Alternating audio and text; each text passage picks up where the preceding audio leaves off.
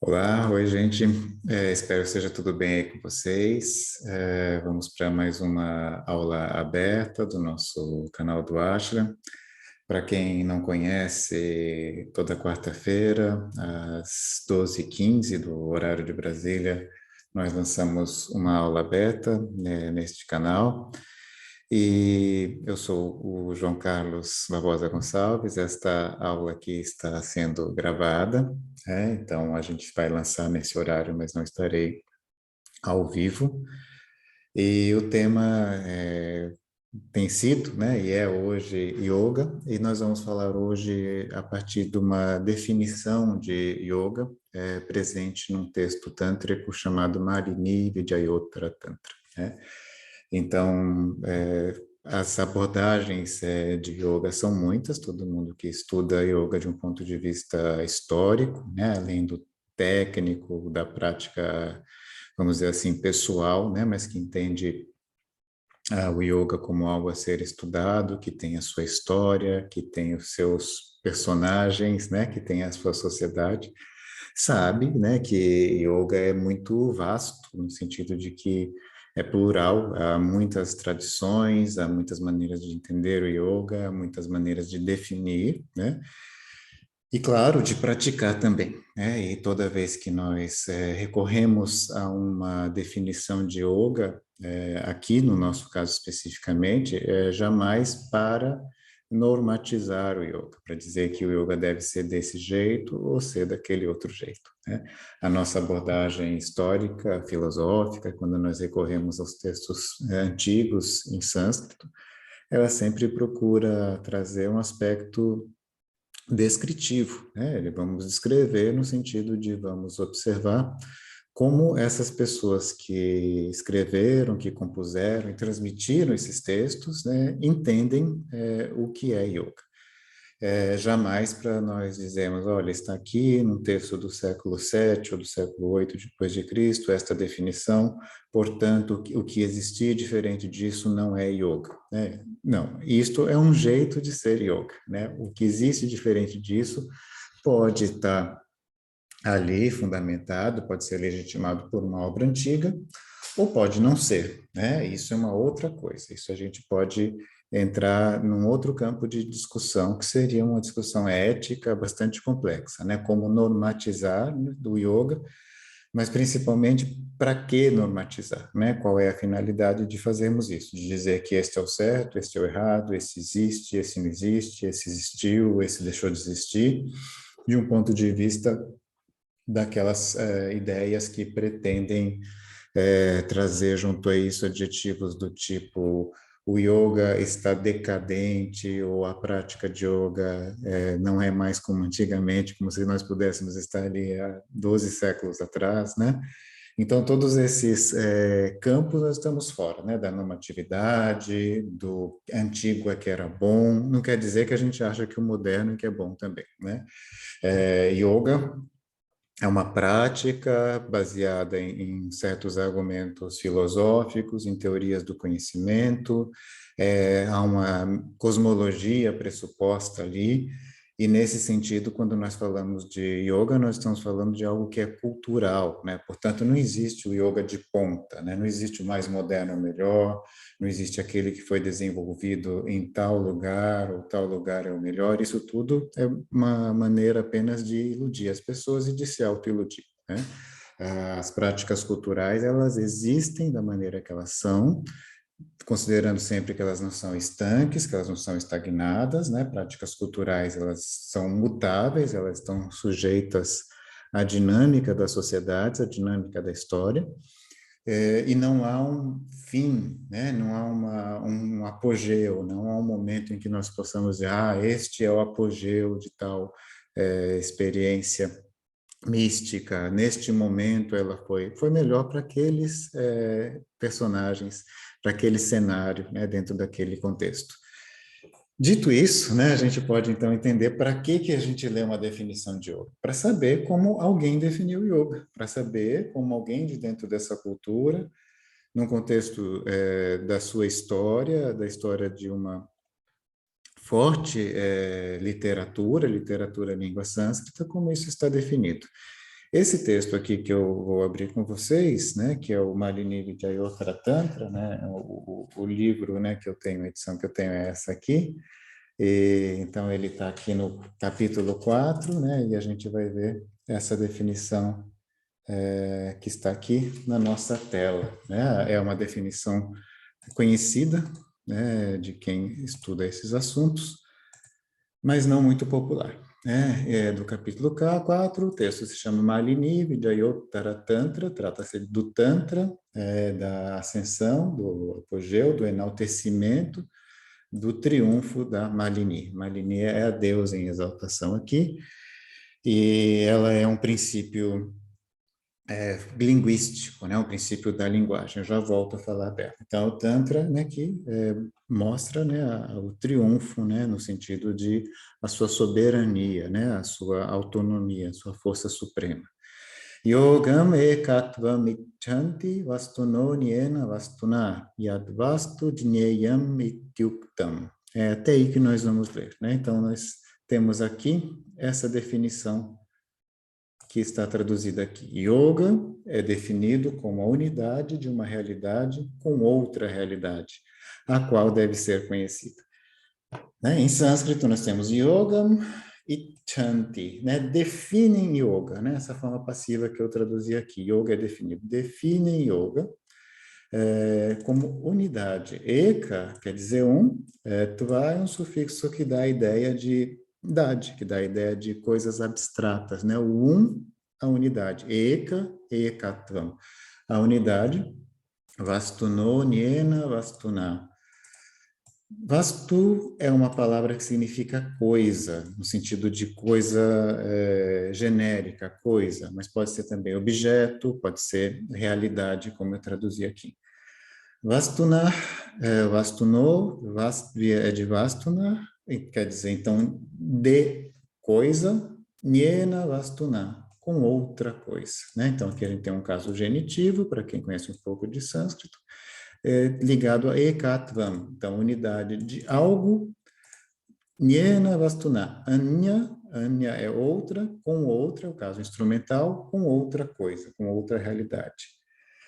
Yad vastu dnyeyam ityuktam, a qual, realidade a qual, dnyeyam, deve ser conhecida, né? Da raiz dnya, conhecer, né? Deve, a qual, realidade a qual deve ser conhecida. Ityuktam, ityuktam, é uma expressão para dizer assim é dito, assim se diz, né? Então, yoga é definido como a unidade de uma realidade com outra realidade, a qual deve ser conhecida, né? E normalmente a gente vê citado apenas até aqui, até a segunda palavra, realidade, né? E o que a gente tem, então, são algumas ideias que podem ser modificadas nessa tradução, pensando que vasto pode ser coisa, pode ser objeto, mas nesse sentido aqui que eu dou para a ideia de realidade.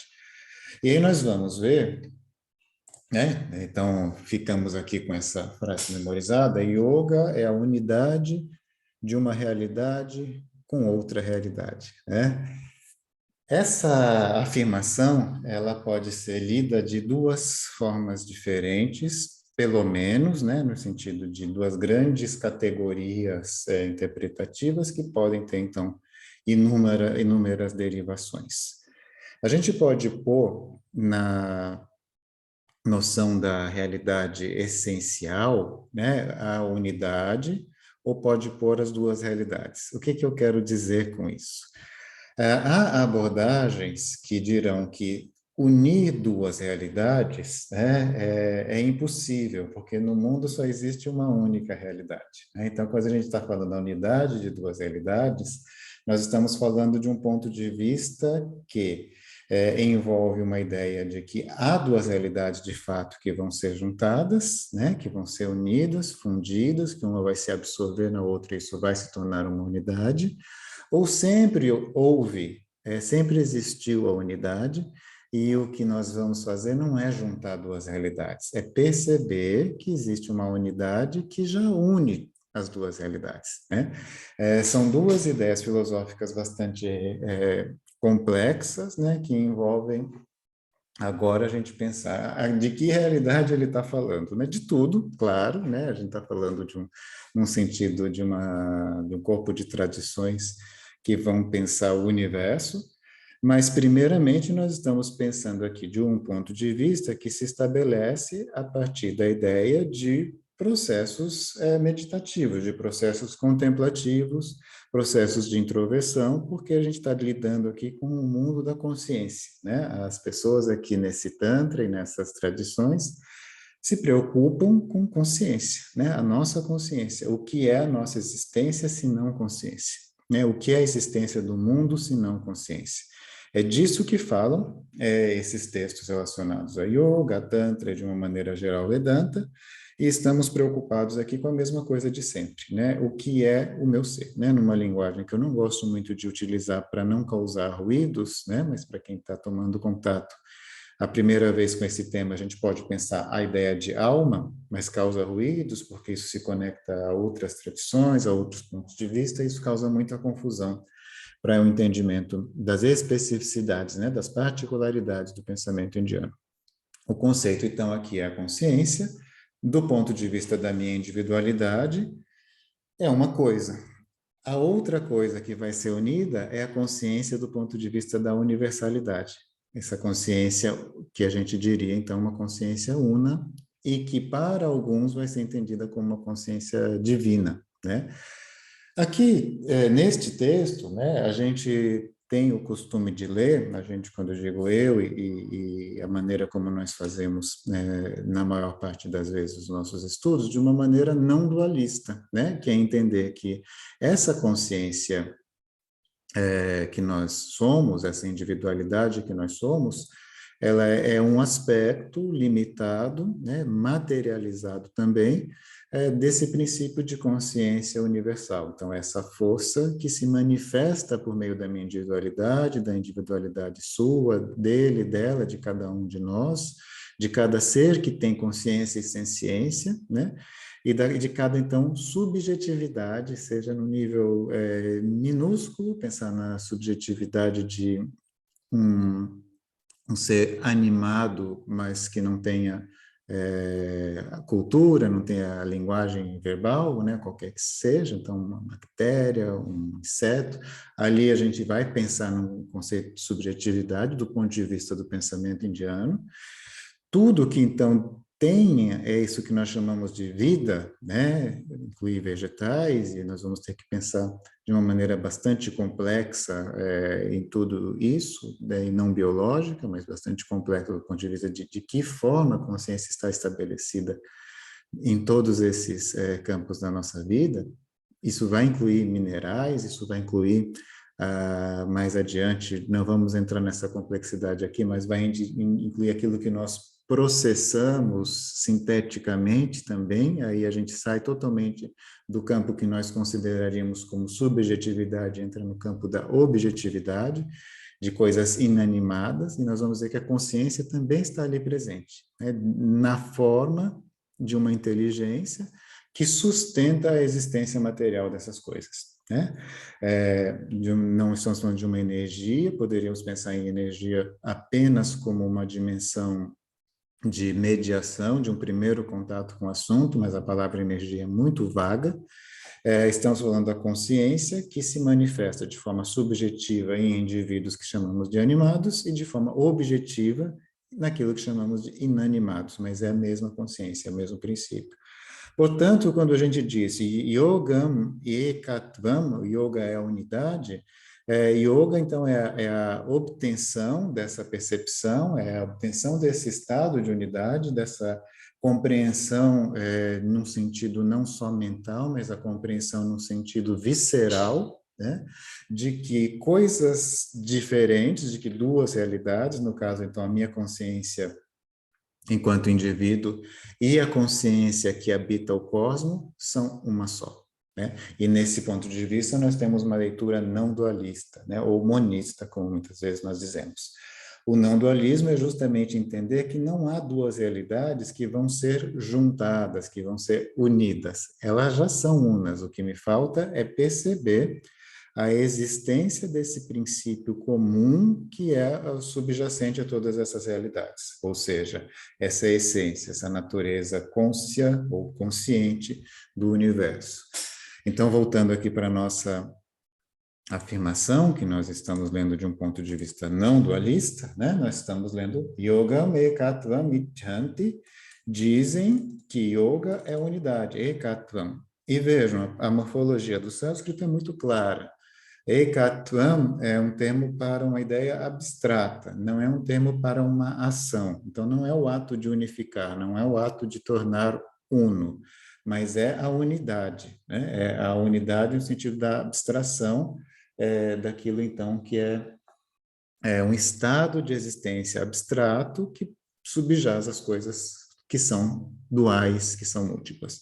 Vastunou de uma coisa, aniena, né? Para quem não sabe de onde eu estou falando desse A, é porque essa apóstrofe aqui no texto, ela é uma marca gramatical de que houve a queda deste A, né? Então, a gente descreve daquele jeito, recita daquele jeito, mas entendemos a palavra anya, que quer dizer outra. Anyena vastuna, com outra coisa. Então, é a unidade de uma coisa com outra coisa, né? De uma realidade com outra realidade. Unidade por detrás disso. Então, vejam, né? Essa definição, ela envolve um grande leque de ideias presentes nas tradições que herdam esse conhecimento, e é importante a gente deixar claro que estamos fazendo uma leitura que é não dualista, portanto, não estamos falando de duas realidades que sempre existiram como duas e que nós vamos unificá-las. Estamos falando de um não dualismo. Existe um princípio que, ao ser percebido, nos faz nos tornarmos, então, unos também com essa unidade, né? Essa consciência que habita todo o cosmos e que se manifesta de acordo com os aparelhos biológicos correspondentes. No caso do nosso, permite uma série de feitorias, né? Uma série de características que nos faz humanos. Em outros seres, os faz o que eles são, né? Ou como nós os vemos. Vejam, a união de uma coisa com outra coisa, então a união desse princípio individual com o princípio universal. Isso é yoga, né? Então é esse universo. Para quem não tem tanta familiaridade com o tema, eu acho que cabem 2 ou 3 observações mais, né? Estamos falando de um texto que é um tantra, né? E tantras não são aquilo que se costuma divulgar com as palavras tântrica, tântrico, né? Não tem absolutamente a relação alguma com esse universo que se construiu de uma maneira a capitalizar esse rótulo, né? Tantras são escrituras, são textos que ensinam diversos tipos de conhecimentos, né? E um deles é isso que nós chamamos de yoga. Segunda observação, eu acho que é importante como nota de rodapé aqui, sempre que falamos de yoga, estamos falando de um campo de conhecimento muito vasto, como eu disse no início, né? E nem todo yoga é este yoga que nós praticamos com o corpo, pelas posturas que nós conhecemos em sânscrito com o nome de asanas, né? Há vários tipos de yoga, e cada pessoa, cada momento, cada sociedade encontra uma forma de realizar, né? E aí estabelece vamos dizer assim, o seu yoga ideal. Mas não existe um yoga ideal em termos absolutos, né? As pessoas descobrem como são as práticas que levam elas a ter esse tipo de realização. Por fim, esse Tantra ele é lido dentro do contexto do Shivaísmo da Caxemira, que é um termo plural que engloba várias correntes de pensamento. Esse Tantra pertence à tradição Trika, né? Trika significa tríade, né? O conjunto de três deusas, três princípios fundamentais existenciais, né? Cosmológicos, divinos e também presentes em tudo que nós somos, né, em tudo que nós fazemos, em tudo que nós sabemos. Então, a ideia de divindade nesse contexto precisa ser bem explorada para a gente poder compreender a sua natureza. E o Shivaísmo da Caxemira, como tradição plural, herda essa visão trica, né, esse princípio das três deusas, entre outras tradições tântricas antigas.